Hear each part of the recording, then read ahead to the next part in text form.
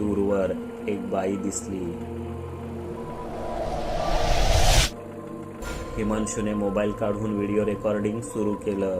रस्त्यावर अंधार असला तरी बाईकच्या हेडलाईट समोर येणारी गोष्ट व्हिडिओत स्पष्ट दिसत होती. ती बाई पाठमोरी उभी असलेली, अगदी रस्त्याच्या मधोमध. तिच्या बाजूने सुमडीत निघू, तू रेकॉर्डिंग सुरूच ठेव, रोहनने हिमांशूला सूचना दिल्या. पण हिमांशू थरथर कापत असलेला. बाईक अगदी तिच्या जवळ आली तसा रोहनने वेग आणखी कमी केला. मोबाईल कसा बसा सावरून पण डोळे गच्च मिटून घेत हिमांशू रेकॉर्डिंग करत होता. थोडं पुढे येताच रोहनने मिररमध्ये पाहिलं. ती बाई आता मागे दिसत नव्हती.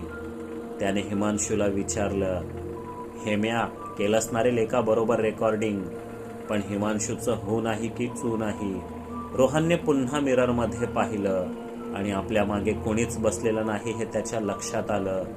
चालत्या बाईकवरून कुठे पडला हा की स्वतःच उतरला? रोहनला धक्का बसला.